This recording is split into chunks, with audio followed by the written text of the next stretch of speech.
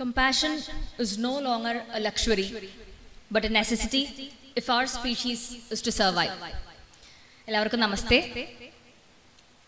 His holiness the Dalai ലാമ അദ്ദേഹത്തിൻ്റെ വാക്കുകൾ വെച്ചിട്ടാണ് ഈ ഞാൻ പറഞ്ഞ വാചകം, ഓൾറെഡി അസീസ് സാർ ഇവിടെ പറഞ്ഞിരുന്നു, ഈ വാചകം വെച്ചിട്ടാണ് ഈ പുസ്തകം തുടങ്ങിയിരിക്കുന്നത്. അതേപോലെ തന്നെ gracefully dedicated to his holiness the Dalai Lama എന്നും ഇതിൻ്റെ തുടക്കത്തിൽ പറയുന്നു. അപ്പോൾ ആ ഒരു ബുദ്ധിസ്റ്റ് ആറ്റിറ്റ്യൂഡ്സും മെഡിറ്റേഷൻ അത്തരത്തിലുള്ള കാര്യങ്ങളും കൂടെ ഉൾപ്പെടുത്തി കമ്പാഷൻ എന്ന അനുകമ്പ എന്ന് പറയുന്ന ഒരു മാനസികാവസ്ഥയെ ഒരു സയൻറ്റിഫിക് ആയിട്ട് ശാസ്ത്രീയ തലവും ഉൾപ്പെടുത്തി ചെയ്തിട്ടുള്ള ഒരു പുസ്തകമാണ് the Oxford hand book of compassion science. ഇതിൻ്റെ തുടക്കത്തിൽ ഒരു ആമുഖത്തിൽ പറയുന്നതനുസരിച്ച് ദിവാരൻ സാർ പറഞ്ഞ പോലെ ഡാർവിൻ്റെ ഒറിജിൻ ഓഫ് സ്പീഷീസ് എന്നതിൽ പറഞ്ഞിരിക്കുന്ന പോലെ നാച്ചുറൽ സെലക്ഷൻ അല്ലെങ്കിൽ സർവൈവൽ ഓഫ് ദ ഫിറ്റസ്റ്റ് എന്ന ഒരു ആശയത്തിൽ ഒരു സുപ്പീരിയോറിറ്റി, ക്ലാസോ റേസോ ഹെൽത്തോ അതൊക്കെ വെച്ചിട്ടുള്ള ഒരു സുപ്പീരിയോറിറ്റി എന്ന രീതിയിൽ നമുക്കൊരു പക്ഷെ ഒരു തെറ്റിദ്ധാരണ സംഭവിച്ചേക്കാം. പക്ഷെ അദ്ദേഹത്തിന്റെ തന്നെ ഡിസെന്റ് ഓഫ് മാൻ അതിൽ പറയുന്നത് those communities which included the greatest number of the most sympathetic members would flourish best and rear the greatest number of offsprings. We are impelled to relieve the sufferings of another in order that our painful feelings may be at the same time relieved. അതായത് നമ്മൾ അനുകമ്പയോടുകൂടി മറ്റുള്ളവരെ സഹായിക്കണം എന്നൊരു മനോഭാവത്തോടു കൂടി ഒറ്റയ്ക്ക് വളരുകയല്ല, നമ്മൾ കൂടെ എല്ലാവരുടെയും സഫറിങ്സിനെ ശമിപ്പിച്ചുകൊണ്ട് എല്ലാവരുടെയും ഒപ്പം ഒന്നിച്ച് ഒരു സമൂഹമായി വളരുക, എന്നാലാണ് ഫിറ്റസ്റ്റ് ആവുക. അല്ലെങ്കിൽ അല്ലാതെ ഒറ്റയ്ക്കുള്ള സുപ്പീരിയോറിറ്റി കൊണ്ടല്ല ഫിറ്റ് ആവുക എന്നുള്ളതാണ് അദ്ദേഹത്തിന്റെ ഡിസെന്റ് ഓഫ് മാനിൽ പറയുന്നത്. പിന്നെ ഈ പുസ്തകത്തിൽ ശ്രമിച്ചിരിക്കുന്നത് ഒരു critical puzzle between compassion and self preservation, അത് സോൾവ് ചെയ്യുക എന്നുള്ളതാണ് ഈ പുസ്തകത്തിന്റെ പ്രധാനമായ ഉദ്ദേശം എന്നും തുടക്കത്തിൽ പറയുന്നുണ്ട്. ആദ്യം തന്നെ ഒരു ക്ഷമാപണം ഞാൻ നടത്തുന്നു. ഇത് ഇംഗ്ലീഷിലുള്ളൊരു പുസ്തകം ആയത് കാരണം മലയാളത്തിനോടോ ഇംഗ്ലീഷിനോടോ പൂർണ്ണമായിട്ടുള്ള രീതിയിൽ ഒരു നീതി പുലർത്താൻ എനിക്ക് സംസാരിക്കുമ്പോൾ സാധിച്ചു എന്ന് വരില്ല. ഓക്കെ, ഈ പുസ്തകത്തിന്റെ തുടക്കത്തിൽ തന്നെ ഇൻട്രൊഡക്ടറി ചാപ്റ്ററിൽ കമ്പാഷൻ എന്ന വാക്കിന്റെ ഡെഫിനിഷൻ, കമ്പാഷൻ എന്ന് പറയുന്നത് നമ്മളൊരു മാനസികാവസ്ഥ, മനസ്സിന്റെ ഒരു തോന്നൽ എന്ന ലെവലിൽ അല്ലാതെ ഒരു ഡെഫിനിഷൻ ആയിട്ട് പറയുന്നുണ്ട്. അതിവിടെ അസീസ് സാർ ഓൾറെഡി പറഞ്ഞിരുന്നു. It is A state of concern for the suffering or unmet need of another coupled with a desire to alleviate the suffering.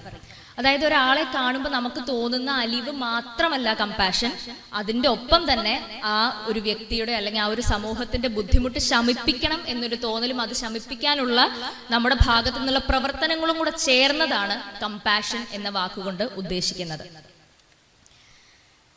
Compassion as A discrete emotion. Compassion ഒരു മാനസികാവസ്ഥ എന്ന് നമ്മൾ വെറുതെ പറയുന്നതല്ല, എങ്ങനെ കമ്പാഷനെ ഒരു ഇമോഷനായിട്ട് നമുക്ക് ഡിസ്ക്രൈബ് ചെയ്യാം എന്നുള്ളതിൽ പറയുന്നത് നമ്മുടെ മുഖഭാവങ്ങൾ ഉണ്ടാകും, ഫേഷ്യൽ എക്സ്പ്രഷൻസ്. അത് വളരെ വ്യക്തമായിട്ടും സൂക്ഷ്മമായിട്ടും നിരീക്ഷിച്ച് പറഞ്ഞിട്ടുള്ള ഒരു കാര്യമാണ്. നമ്മുടെ ചുണ്ട് പേഴ്സ്ഡ് ലിപ്പ് ഉണ്ടാവും എന്നാണ് പറയുന്നത്. അതേപോലെ നമ്മുടെ പുരികത്തിന്റെ നടുഭാഗം ഉയരും. നമുക്ക് അനുകമ്പ വരുമ്പോൾ ഒരു വ്യക്തിയെ കാണുമ്പോൾ, ഒരു സഫറിങ് കാണുമ്പോൾ നമ്മുടെ മുഖത്ത് അത്തരത്തിലുള്ളൊരു ഭാവമാണ് വരുന്നത്. അതേപോലെ വോക്കൽ സിഗ്നലിംഗ്, ഇതിൽ ഉപയോഗിച്ചിരിക്കുന്ന വാക്ക് ഇംഗ്ലീഷുകാർ ഉപയോഗിക്കുന്ന ഓ എന്നുള്ള വാക്കാണ് ഉപയോഗിച്ചിരിക്കുന്നത്. പക്ഷെ നമ്മുടെ നാട്ടിലാണെങ്കിൽ അയ്യോ കഷ്ടം എന്നൊക്കെയുള്ള വാക്കുകളോ ഫ്രേസുകളോ ചെറിയ ശബ്ദങ്ങളോ വോക്കൽ സിഗ്നലിംഗ്. അതുപോലെ തന്നെ നമ്മുടെ പോസ്ചർ, നമ്മൾ മുന്നോട്ട് ഫോർവേഡ് ലീൻ എന്നാണ് അവർ പറയുന്നത്. മുന്നോട്ട് ആഞ്ഞു നിന്ന് നമ്മുടെ മുഖത്തെ ഭാവവും മാറി നമ്മുടെ ശബ്ദത്തിലൂടെയും നമ്മൾ എക്സ്പ്രസ് ചെയ്യുന്നതാണ് കമ്പാഷൻ എന്നും പറയുന്നത്. അപ്പൊ വെറുതെ ഒരു വാക്കായിട്ട് ഒരു വാക്കുകൾ ചേർത്ത് വെച്ചൊരു സെന്റൻസ് ആയിട്ടുള്ള ഡെഫിനിഷൻ അല്ല. 90% വ്യക്തികളും കമ്പാഷൻ തോന്നുമ്പോൾ എന്ത് ചെയ്യുന്നു എന്നുള്ളത് സൂക്ഷ്മമായി നിരീക്ഷിച്ച് വ്യക്തമായി ഈ പുസ്തകത്തിൽ പറഞ്ഞിട്ടുണ്ട്. പിന്നെ നമുക്ക് തോന്നാം എംപതി, ആൾട്രൂയിസം, കമ്പാഷൻ ഇതൊക്കെ തമ്മിൽ വ്യത്യാസം ഉണ്ടോ? സത്യത്തിൽ വ്യത്യാസമുണ്ട്. എംപതി എന്ന് പറയുന്നത് it is N umbrella term, വളരെ ബ്രോഡായിട്ടുള്ളൊരു വാക്കാണ്. എംപതി എന്ന് പറഞ്ഞ ഒരു ബുദ്ധിമുട്ടുള്ളൊരു വ്യക്തിയെ നമ്മൾ കണ്ടു, അയ്യോ കഷ്ടം എന്ന് തോന്നുന്നു, നമ്മൾ അവിടെ ഇങ്ങനെ നിൽക്കുന്നു, അത്രേ ഉള്ളൂ എംപതിയിൽ വരുന്നത്.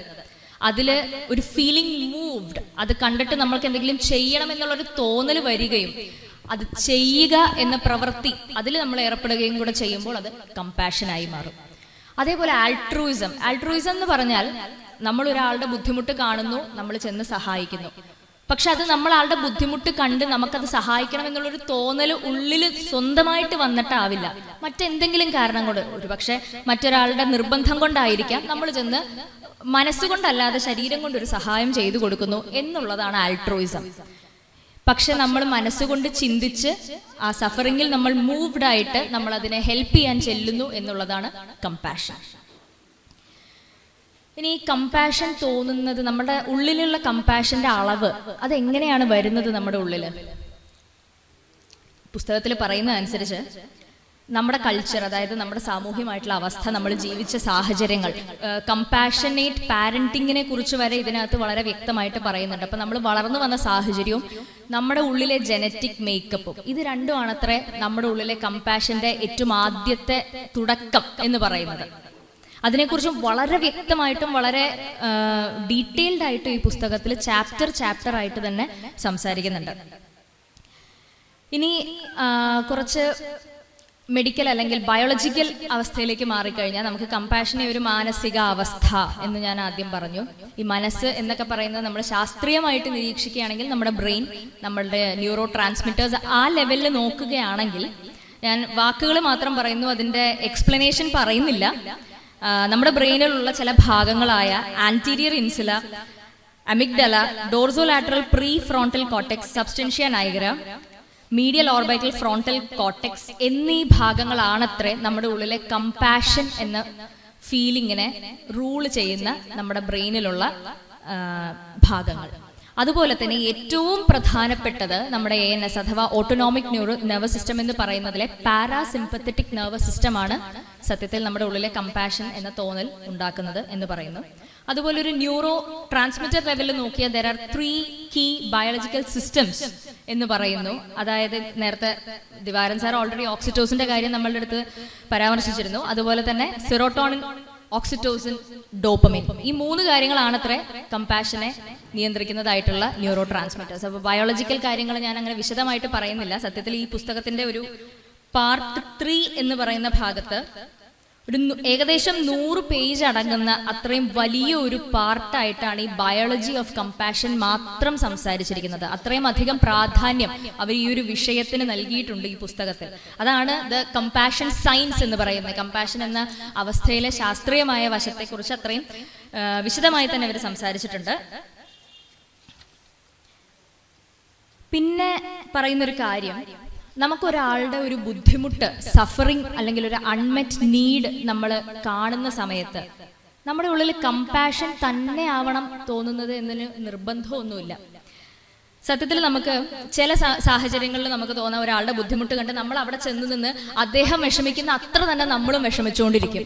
നമ്മൾ പ്രത്യേകിച്ച് സഹായിക്കാനോ ഒന്നും ചെയ്തു കൊടുക്കാനോ ശ്രമിക്കുന്നുണ്ടാവില്ല. നമ്മൾ കൂടെ നിന്ന് വിഷമിക്കാനേ നമുക്ക് പറ്റുന്നുണ്ടാവുള്ളൂ. അതാണ് എംപത്തിക് ഡിസ്ട്രസ് എന്ന് പറയുന്നത്. അത് നമുക്ക് സത്യത്തിൽ ഒരു നെഗറ്റീവ് ഇമ്പാക്റ്റ് ആണ് തരുന്നത്. അതുപോലെ തന്നെ ചിലർ സഫറിങ് കണ്ടു, ശരി, അവർ സഫർ ചെയ്യുന്നു, അത്രേ ഉള്ളൂ, പ്രത്യേകിച്ച് ഒരു വികാരമില്ല, അപ്പത്തി, കാലസ്നെസ്. ചിലരാണെങ്കിൽ ചെന്ന് അടുത്ത് നിൽക്കും, എന്തെങ്കിലും സഹായത്തിലേക്ക് പോകുന്നില്ല, അടുത്ത് നിന്ന് അവരുടെ സഫറിങ് മനസ്സിലാക്കുന്നു എന്ന് വരുത്തും. ഒരു ബൈസ്റ്റാൻഡർ റോളേ ഉള്ളൂ. അതുപോലെ തന്നെ ചിലർക്ക് ദേഷ്യമോ അല്ലെങ്കിൽ ഡിസ്ഗസ്റ്റ്, ഒരു ജുഗുപ്സാവഹമായിട്ടുള്ള അനുഭവമായിരിക്കാം ചിലരുടെ സഫറിങ് കാണുമ്പോൾ തോന്നുന്നത്. വേറെ ചിലർക്ക് സന്തോഷമായിരിക്കാൻ തോന്നുന്നത്, ഒരു സാഡിസ്റ്റിക് ആറ്റിറ്റ്യൂഡ് എന്ന് വേണമെങ്കിൽ നമുക്ക് പറയാം. അപ്പൊ അത്തരത്തിലൊരു സഫറിങ് നമ്മൾ മുമ്പിൽ വിറ്റ്നസ് ചെയ്യുമ്പോൾ ഒരു കമ്പാഷൻ തന്നെ തോന്നണമെന്ന് നിർബന്ധമല്ല. ഇത്തരത്തിൽ പല തരത്തിലുള്ള വികാരങ്ങൾ നമ്മുടെ ഉള്ളിൽ കൂടെ കടന്നു പോകാം. പക്ഷെ നമുക്ക് കടന്നു പോകണമെന്ന് നമ്മൾ ആഗ്രഹിക്കുന്നത് കമ്പാഷൻ എന്നൊരു അനുകമ്പ എന്നൊരു വികാരമാണ്. അപ്പൊ അത്തരത്തിൽ അനുകമ്പ തോന്നണമെങ്കിൽ നമുക്ക് ഒരാളെ ട്രെയിൻ ചെയ്ത് അനുകമ്പ അദ്ദേഹത്തിൽ ഉണ്ടാക്കാൻ സാധിക്കുമോ എന്നൊരു ചോദ്യം ഈ പുസ്തകത്തിൽ വളരെ വലിയൊരു ചോദ്യമായിട്ട് ചോദിക്കുന്നുണ്ട്. അതിന്റെ ഉത്തരവും അവർ തന്നെ പറയുന്നുണ്ട്. ബുദ്ധിസ്റ്റ് പ്രാക്ടീസസ് അനുസരിച്ച് അവർ പറയുന്നത് ഒരു വലിയ യെസ് ആണ്. കമ്പാഷൻ നമുക്ക് ട്രെയിൻ ചെയ്യാൻ പറ്റും എന്ന് തന്നെയാണ് അവർ പറയുന്നത്. അത് ട്രെയിൻ ചെയ്തതിന്റെ ചില റിസർച്ച് നടത്തിയതിന്റെ റിസൾട്ടുകളും അവരിതിൽ പറയുന്നുണ്ട്. കമ്പാഷൻ ബേസ്ഡ് കോഗ്നിറ്റീവ് ട്രെയിനിങ്, അങ്ങനെ ഒരു പരിപാടി, CBCT എന്ന് ചുരുക്കത്തിൽ പറയുന്ന പരിപാടി നടത്തിയിട്ട് ഈ ട്രെയിനിങ്ങിലൂടെ കടന്നുപോയ ചെറുപ്പക്കാരിൽ അവരുടെ പ്രതിരോധ ശേഷി, അതായത് ഇമ്മ്യൂണിറ്റി വർദ്ധിച്ചിരിക്കുന്നു എന്നാണ് കണ്ടുപിടിച്ചിരിക്കുന്നത്. അതുപോലെ തന്നെ അത്തരം ചെറുപ്പക്കാർ ഒരു സ്ട്രെസ്ഫുൾ ആയിട്ടുള്ള ആങ്സൈറ്റി തോന്നാവുന്ന സാഹചര്യത്തിൽ അവർക്ക് മുന്നേ തോന്നുന്ന അത്രയും സ്ട്രെസ് തോന്നുന്നില്ല, അവരുടെ സ്ട്രെസ്സിന്റെ ലെവൽ കുറഞ്ഞു എന്നാണ് കണ്ടുപിടിച്ചിരിക്കുന്നത്. അപ്പൊ അത്തരത്തിൽ നല്ല രീതിയിലുള്ള മാറ്റങ്ങൾ ഇത്തരം ട്രെയിനിങ്ങിലൂടെ കടന്നുപോയ മനുഷ്യരിൽ ഉണ്ടായിട്ടുണ്ട് എന്നതിന്റെ അർത്ഥം കമ്പാഷൻ നമുക്ക് ട്രെയിൻ ചെയ്യാൻ പറ്റും എന്ന് തന്നെയാണെന്ന് ഈ പുസ്തകത്തിൽ പറയുന്നു. അതിൻ്റെ ഒരു 50ഓളം പേജുകൾ നീണ്ടു നിൽക്കുന്ന റിസർച്ചസ് ഈ പുസ്തകത്തിൽ കമ്പാഷൻ ട്രെയിനിങ്ങിനെ കുറിച്ച് മാത്രം സംസാരിക്കുന്നുണ്ട്. പിന്നെ സത്യത്തില് നമ്മളൊരു സിനിമയിൽ കേട്ടിട്ടുണ്ട്, ഇത് എൻ്റെ കുറച്ച് ചിന്തകളാണ്, പുസ്തകത്തിലെ അല്ല. നമ്മളൊരു ഭക്ഷണം പാകം ചെയ്ത് കൊടുക്കുമ്പോൾ ഒരല്പം മൊഹബത്തും കൂടെ ചേർത്ത് കൊടുത്താൽ സുലൈമാനിക്ക് സ്വാദ് കൂടും എന്ന് നമ്മളൊരു സിനിമയിൽ കേട്ടിട്ടുണ്ട്. അതേപോലെ ഒരു അല്പം കമ്പാഷൻ ചേർത്ത്, ഇപ്പം ഞങ്ങൾ ഡോക്ടർമാരാകുമ്പോൾ അല്പം കമ്പാഷൻ ചേർത്തൊരു മരുന്ന് കൊടുത്താൽ അതിൻ്റെ ഇഫക്റ്റ് കൂടും എന്ന് തന്നെയാണ് ഞാൻ വിശ്വസിക്കുന്നത്. അതിൽ കമ്പാഷൻ അല്ലെങ്കിൽ മറ്റേതൊരു കാര്യത്തെയും പബ്ലിക്കിലേക്ക് എത്തിക്കാൻ വളരെ എളുപ്പമുള്ളൊരു ഉപാധിയായിട്ട് കല ഉണ്ട് എന്നുള്ളത് ഇവിടെ പലരും പറഞ്ഞിരുന്നു. അപ്പോൾ സ്വയം ഒരു കല ആസ്വാദക, അതിലുപരി ഒരു കലാകാരി എന്ന നിലയ്ക്ക് ഞാനൊരു കഥകളി കലാകാരി കൂടിയാണ്. ആ നിലയ്ക്ക് എനിക്ക് തോന്നിയിട്ടുള്ളത് കല പഠിച്ചതുകൊണ്ടും കല ആസ്വദിച്ചതുകൊണ്ടും കല അരങ്ങത്ത് പ്രവർത്തിച്ചതുകൊണ്ടും എൻ്റെ ഉള്ളിൽ നമുക്ക് അലിവുള്ള തോന്നലുകൾ എക്സ്പ്രസ് ചെയ്യുന്നത് എന്തോ ശരിയല്ലാത്ത കാര്യമെന്ന് ചെറുപ്പത്തിൽ വിചാരിച്ചിരുന്നത്, അതിൽ നിന്ന് സാരമായൊരു മാറ്റം എനിക്ക് സംഭവിച്ചിട്ടുണ്ട്. അത്തരത്തിലുള്ളൊരു ഇൻഫ്ലുവൻസ് കല എന്നിൽ ഉണ്ടാക്കിയിട്ടുണ്ട്.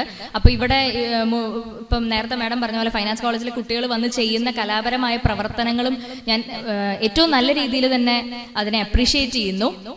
അപ്പൊ അത്തരത്തിൽ കലയ്ക്കും ഒരു കമ്പാഷൻ എന്നൊരു ഫീലിംഗ് എൻ്റെ ഉള്ളിൽ ഉണ്ടാക്കാൻ വലിയൊരു ഭാഗം കല വഹിച്ചിട്ടുണ്ടെന്ന് ഞാൻ വിശ്വസിക്കുന്നു. പിന്നെ ഈ പുസ്തകത്തിനെ കുറിച്ച് പറയുകയാണെങ്കിൽ സത്യത്തിൽ ഈ പുസ്തകം ഞാൻ വളരെ ചുരുങ്ങിയ വാക്കുകളിലാണ് ഇപ്പൊ പറഞ്ഞിരിക്കുന്നത്. ഒരു സംക്ഷിപ്ത രൂപം മാത്രമാണ് പറഞ്ഞിരിക്കുന്നത്. 7 ചാപ്റ്റർ അടങ്ങുന്ന ഒരു എന്താ പറയുക, ഒരു 500 പേജുള്ള പുസ്തകമാണിത്. ഇത് ഒറ്റയടിക്ക് ഇരുന്ന് ഒറ്റ ദിവസം കൊണ്ട് വായിച്ചു തീർക്കാൻ പറ്റിയതല്ല എനിക്ക്. ഞാനിത് ഒരു ചാപ്റ്റർ വായിച്ചൊരു 4 ദിവസം അതിനെക്കുറിച്ച് കണ്ണടച്ചിരുന്ന് ചിന്തിച്ച് പല സമയങ്ങളിലും വിശകലനം ചെയ്ത് എന്താണ് അവർ പറഞ്ഞതെന്ന് ഉൾക്കൊള്ളാൻ ശ്രമിച്ചിട്ടാണ് ഈ പുസ്തകം വായിച്ചിട്ടുള്ളത്. അതിൽ നിന്ന് കിട്ടിയ ചുരുങ്ങിയ ചില പോയിന്റ്സ് മാത്രം, ഇങ്ങനൊരു പുസ്തകം ഉണ്ട്, ഇത് വായിക്കാവുന്നതാണ്, നമ്മുടെ ഉള്ളിലെ തോന്നലുകളെ വർദ്ധിപ്പിക്കാൻ ഈ പുസ്തകം സഹായകമാകും എന്നുള്ളൊരു അറിവ് ഈ ഒരു വേദിയിൽ പറയാൻ വേണ്ടി മാത്രം യോജിക്കുന്ന രീതിയിലുള്ള ചില പോയിന്റ്സ്, കീ പോയിന്റ്സ് മാത്രമാണ് ഞാൻ ഇതിൽ നിന്ന് പറഞ്ഞിരിക്കുന്നത്. പിന്നെ ഈ പുസ്തകത്തിന്റെ ഇൻട്രൊഡക്ടറി ചാപ്റ്ററിന്റെ ഏറ്റവും അവസാനം അവർ പറഞ്ഞിരിക്കുന്ന ഒരു കാര്യം വളരെയധികം വേദന ജനിപ്പിക്കുന്നതായിരുന്നു. അതായത് റിപ്പീറ്റഡ് എക്സ്പോഷർ ടു സഫറിങ്സ്. അങ്ങനെ സംഭവിച്ചു കഴിഞ്ഞാൽ നമ്മുടെ ഉള്ളിലെ കമ്പാഷൻ ഫീലിംഗ് കുറയുമെന്നാണ് അവർ പറയുന്നത്, കുറയാൻ സാധ്യതയുണ്ടെന്ന്. അതിന് ഉദാഹരണമായിട്ട് അവർ പറഞ്ഞിരിക്കുന്നത് ഹെൽത്ത് കെയർ വർക്കേഴ്സിനെയാണ്. നമ്മൾ എന്നും സഫറിങ്സ് കണ്ടുകൊണ്ടിരിക്കുന്ന കാരണം ഉള്ളിൽ കമ്പാഷൻ ഇല്ലാതെയാണ് വർക്ക് ചെയ്യുന്നത് എന്നൊരു സംശയം അവർ ഈ പുസ്തകത്തിന്റെ ഇൻട്രൊഡക്ഷന്റെ അവസാനം പറയുന്നു.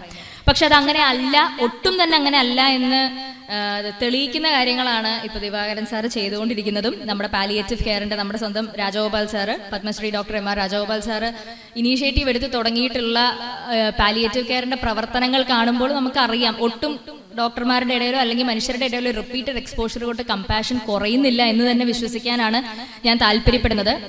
അപ്പൊ നമ്മുടെ സമൂഹത്തിന്റെ ഇടയിൽ അങ്ങനെ കമ്പാഷനേറ്റ് ആയിട്ടുള്ള തോന്നലുകൾ നിലനിൽക്കും, അത് നിലനിന്ന് കൊണ്ടിരിക്കും എന്ന ശുഭാപ്തി വിശ്വാസത്തോടു കൂടി ഈ പുസ്തകം എല്ലാവരും വായിക്കണം എന്ന ആഗ്രഹത്തോടും കൂടി ഞാൻ നിർത്തുന്നു. നന്ദി, നമസ്കാരം.